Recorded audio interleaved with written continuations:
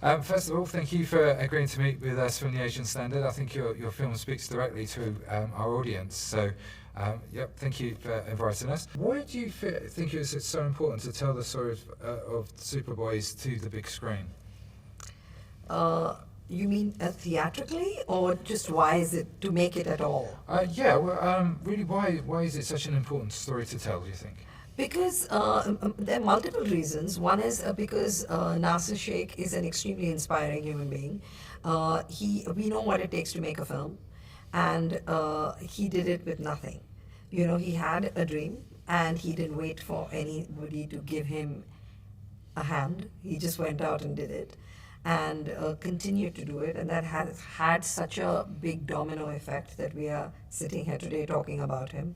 That's one aspect. The second aspect is that I think the world, like films, art, they just cross borders and barriers. A movie in the 70s, 80s, Superman, found its way to a pirated copy in a small town in India, and changed the lives of 4 or 5 people. And that's the power of film. And that really inspired us. And it's a friendship story that we loved, and I think is universal. So. Fantastic. How does being a female director and screenwriter influence your work? She directed the film, though we are both directors, so she directed the film. I don't think that I'm a female when I'm telling a story. I mean, I guess I've navigated the world like this, and my experiences have been such. So that just comes through in my worldview, in my perspective, in my experience and lensing. So it's not a conscious thing. It's what it is. Indian or Bollywood films are incredibly successful in Asia. Do you think that can ever break into the Western market and maybe challenge Hollywood? Challenge? Yeah. I don't think anyone's trying to challenge anything. I think we are at a stage now where people are much more open to watching different stories from and exploring different cultures, and are not scared of the subtitle anymore. Also, our market is growing every year. And it's growing beyond the diaspora, the South Asian diaspora. So I think, soon enough. Fantastic. Reema, you've been described as having a unique and powerful voice as a filmmaker. What do you attribute to this? What do I attribute to it? I don't know. I guess. You can say us. Yeah, probably. I think, partners in crime who encourage you. And, I don't know. I really don't know what makes me who I am. That's for other people to tell me, I think. Your films have met with both commercial and critical success, something which a lot of filmmakers struggle to do. How have you achieved this? I don't really think of the commercial. If I like an idea and then I get into it, and I don't care whether it's going to make money or not. I try and go at the idea, write a script that's as accessible, that'll give people as much to take home, and then I try and go out and make the best film I can, and then I think the commerce of it comes in. Because you can't really set out to make a commercially successful film. You can only set out to make a good film. Why, in your perspective, do you think it was so important to bring this story to the big screen? I think because Nasir's story kind of really celebrates human, this thing of wanting to do something or leaving a mark, or it really celebrates anybody trying to create something or do something artistic.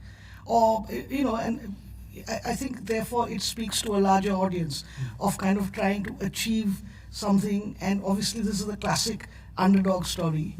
And I think that it has the possibility of inspiring anybody who watches it to do whatever they want to do in their life. It doesn't necessarily have to be filmmaking. So therefore I think that part of it made it... When they set out doing this, it must have been a dream which was unthinkable, not achievable, and they went out and did it. with literally no resources available. Nothing. They had nothing. They just had a dream, and you put together this quirky group of friends who go out there and achieve that one dream. So it is hugely inspiring, gives you hope. It makes you sit down when you watch this story today or at any given, when we heard it 15 years ago, that this is a story which has to be told.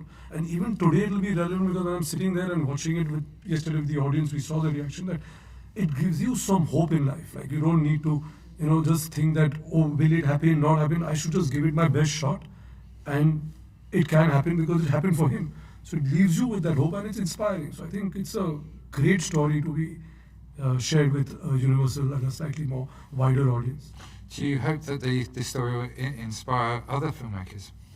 I mean, it will inspire people for whatever they want to do. I mean, if you're a filmmaker, great. If they were they dream about doing something else, it'll inspire them to doing something else. As long as it's your dream, you believe in it, and you give it your 100%, what it will make you realize is, don't stop halfway, keep pursuing it, and you will see it at the end. You'll manifest it and make it happen. How have you so successfully popularised Hindi-style films to widespread audiences? I don't know whether you call it enough. I think we've just stood, believed in the stories we're telling. It's obviously something, it's collaborative, and only if we believe in it, we somehow identify with the story, have some kind of an emotional connect. That's when we know that, okay, let's share this with, and let's put your voice behind it. So I think the success of it happens only if you are completely honest in why you're telling that story. And if you say it for any other reason, like Reema just touched upon it earlier, that if you start doing it only for the business or the commerce or the money, of course that's important, because it'll all fall into place. But the first step needs to be is, why am I saying this story? What am I relating to? Why am I identifying with it? So there should be for me personally, there should have some emotional connect. Whatever that emotion is, it needs to have that. And then I feel it can resonate and relate to a lot more people. Can you tell us about your work to nurture young talent and its importance for future filmmaking? I mean, it is, because, movies are evolving, audiences are evolving, and it's with the younger generation where you get to learn a lot. So I think if it's an opportunity where you understand that it's not me and it's not I who's making this film, it's a collaborative effort to make a film. I think there's a lot to learn from that new generation. Also, then provide them with a platform of what you've created, so you can go out. So, that's why maybe both us and Tiger Baby, between what we've done, we've actually made most of our films with first-time directors. So that's worked for us, and it's always been collaborative. It's never because you're new and you have to hear it or you have to listen to us. I think we've always been open, and that's been the main reason I think we've hopefully been successful in collaborating with new talent. Question for all of you. How does it feel to bring a film about a small town in India to a global audience in London? Adarsh, go for it. I just think it's a matter of massive privilege for us to be able to tell our story and to show this film. Of course, what's important is to also for our own people to see it, but there's a certain way I feel like sometimes Indian films are perceived and or thought of, and then and in the last 10 years that's been changing more and more. It's not that films weren't being made before, in terms of like films that every Indian film is very different, and you can't define an Indian film by saying that this is what an Indian film is. And it's always existed, but I think in the last 10 or 15 years, there's been more chances for filmmakers, for actors like myself, for writers to travel across the world and to be able to do that. And I'm very grateful for that opportunity. I'm very grateful that people in London got to see it. I'm very grateful that people in Toronto got to see it. Does being part of a diverse production, is it something that's important to you? Did you consider diversity in making the film? India is diverse. It's one of the most diverse countries ever. So I think it's part and parcel of everything we do. We already are a mix from everywhere. With a completely different background, language, culture, food habits.